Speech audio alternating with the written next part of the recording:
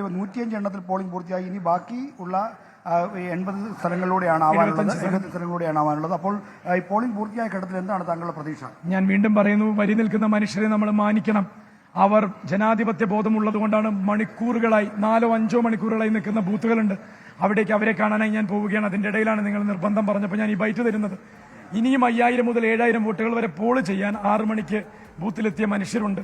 അവരുടെയും കൂടി വോട്ട് ചേർന്നാണല്ലോ ഈ ജനാധിപത്യ റിസൾട്ട് ഉണ്ടാകുന്നത്. അപ്പൊ അതുകൊണ്ട് അത് പൂർത്തീകരിക്കുന്നത് വരെ അതിനെപ്പറ്റി കൂടി ഒരു മറുപടി പറയുന്നില്ല. പക്ഷേ പൂർത്തീകരിച്ചിടത്തോളം കോൺഗ്രസ് രാഷ്ട്രീയത്തെ പൂർണ്ണമായും തള്ളിക്കളഞ്ഞ്, കാരണം കോൺഗ്രസിന്റെ രാഷ്ട്രീയം കഴിഞ്ഞ 4 ദിവസം കൊണ്ട് പൊതുജന സമക്ഷത്തിൽ വ്യക്തമായല്ലോ.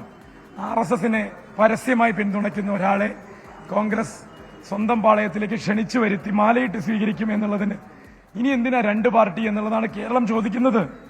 അതുകൊണ്ട് തന്നെ ഈ ഇലക്ഷൻ റിസൾട്ട് വരുമ്പോൾ രണ്ടാമതും മൂന്നാമതും എത്തുന്നത് ആര് എന്ന് ജനത്തിന് വിഷയമല്ല. 2 കൂട്ടരായാലും ഒരു കുഴപ്പമില്ല. ജയിപ്പിക്കേണ്ട ആളെ എന്തിന് ജയിപ്പിക്കണം, എന്തുകൊണ്ട് ജയിപ്പിക്കണമെന്ന് ജനം തീരുമാനിച്ചിട്ടുണ്ട്. അത് ജനം നടപ്പിലാക്കിയിട്ടുണ്ട്. കെ സുരേന്ദ്രൻ പറയുന്നു അവരൊന്നാമതും താങ്കൾ രണ്ടാമതുമാണ്. വളരെ പോസിറ്റീവായി നമ്മളെ 2ാം സ്ഥാനത്തേക്ക് അദ്ദേഹം ഉയർത്തിക്കൊണ്ടുവന്നിട്ടുണ്ട്. വളരെ നല്ല കാര്യം. അതിലും വായിച്ചെടുക്കേണ്ട ഒരു കാര്യമുണ്ട്. കോൺഗ്രസ് തോൽക്കണമെന്ന് BJP തീരുമാനിച്ചിട്ടുണ്ടെങ്കിൽ BJPക്ക് അറിയാം കോൺഗ്രസ് തോൽക്കണമെങ്കിൽ ഒരു പക്ഷേ BJPയെ കൊണ്ട് എന്തായാലും രാഷ്ട്രീയ വോട്ടുകളൊന്നും ഇവിടെ ജയിക്കാൻ പറ്റില്ലല്ലോ. ഇനി പറഞ്ഞ് കുറച്ച് വോട്ടുകൾ LDFന് കൊടുത്തേക്കാമെന്ന് കെ സുരേന്ദ്രനോ കെ കൃഷ്ണകുമാറോ തന്നെ നേരിട്ട് നിർദ്ദേശം കൊടുത്തിട്ടുണ്ടോ എനിക്കറിയില്ല. റിസൾട്ട് വരുമ്പോൾ ഞാൻ പറഞ്ഞ 20,000-ന് മുകളിൽ ഭൂരിപക്ഷമുണ്ടെങ്കിൽ അത്രയും വോട്ടുകൾ BJP അറിഞ്ഞു തന്നതായിരിക്കും എന്ന് ഞാൻ, കാരണം അവർക്കിത്ര ഉറപ്പാണല്ലോ ആര് കോൺഗ്രസ് 3ാം സ്ഥാനത്ത് പോകുമെന്ന്.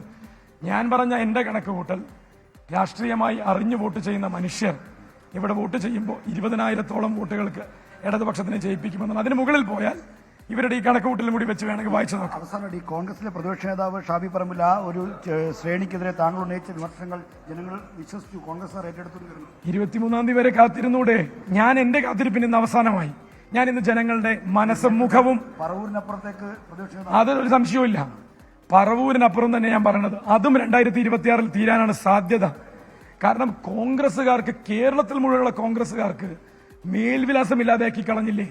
കോൺഗ്രസ് എന്നുള്ള മേൽവിലാസത്തിന്റെ അർത്ഥം നഷ്ടപ്പെടുത്തി കളഞ്ഞില്ലേ? അതിനൊക്കെ കോൺഗ്രസുകാർ പ്രതികരിക്കാതിരിക്കുവോ?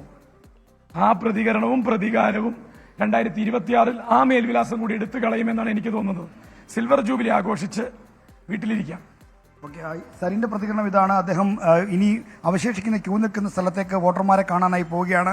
5000-ഓളം വോട്ടുകൾ പോൾ ചെയ്യാനുണ്ട് എന്നാണ് CPM LDF കാണുന്നത്. അവിടേക്ക് അപ്പോഴും സരിൻ പറഞ്ഞ ഒരു പ്രധാനപ്പെട്ട കാര്യമുണ്ട്. കെ സുരേന്ദ്രന്റെ പോസ്റ്റിൽ ഇങ്ങനെ പറയുന്നു, താങ്കൾ 2ാം സ്ഥാനത്താണ്, UDF 3ാം സ്ഥാനത്താണെന്ന കാര്യം ശ്രീത്ത് ചോദിച്ചപ്പോൾ സരിൻ പറഞ്ഞത് അതിൽ സന്തോഷമുണ്ട്, പോസിറ്റീവായിട്ട് കാണുന്നു എന്നാണ്. അതായത് 1ാം സ്ഥാനത്ത് NDA എന്ന് കൃത്യമായി പറയുമ്പോഴാണ് LDF സ്ഥാനാർത്ഥിയായി സരിൻ പറയുന്നത് അത് പോസിറ്റീവായിട്ട് 2ാം സ്ഥാനത്തേക്ക് എത്തിച്ചതിൽ പോസിറ്റീവായിട്ട് കാണുന്നു എന്നാണ് പറയുന്നത്. അപ്പോൾ മാത്രമല്ല ഇനി BJP ഈ പറയുന്ന പോലെ കെ സുരേന്ദ്രൻ അടക്കമുള്ള നേതാക്കൾ അത്ര നിർദ്ദേശം നൽകിയിട്ടുണ്ടോ, കുറച്ചെങ്കിലും വോട്ട് LDFന് ചെയ്യണം എന്നൊക്കെയുള്ള സംശയങ്ങളുണ്ട് എന്നുകൂടി പറയുന്നു സരിൻ.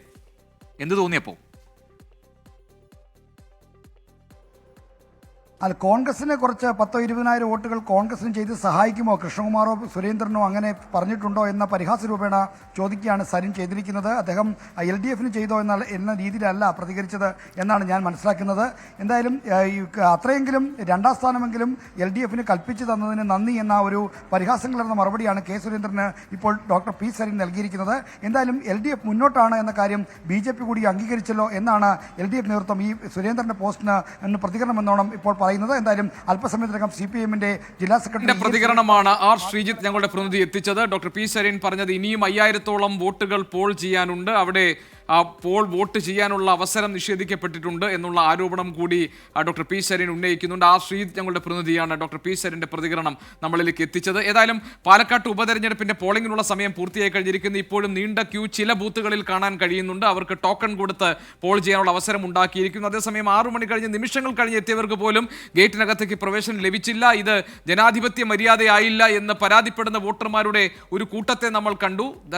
ജോലി സമയം കഴിഞ്ഞ് വൈകി എത്തിയ തങ്ങൾക്ക് വോട്ട് ചെയ്യാൻ ചെയ്യാൻ അവസരം കിട്ടാത്തതിലുള്ള അവരുടെ നിരാശയും പ്രതിഷേധവും അവർ പ്രകടിപ്പിക്കുന്നത് നമ്മൾ കണ്ടു. പോളിംഗ് വൈകി തുടങ്ങി, എന്നിട്ടും വൈകി എത്തിയ തങ്ങൾക്ക് ഒരല്പം വൈകി എത്തിയതിന്റെ പേരിൽ പോൾ ചെയ്യാൻ അനുവാദം കിട്ടിയില്ല എന്നതാണ് അവർ ഉന്നയിക്കുന്ന ആക്ഷേപം.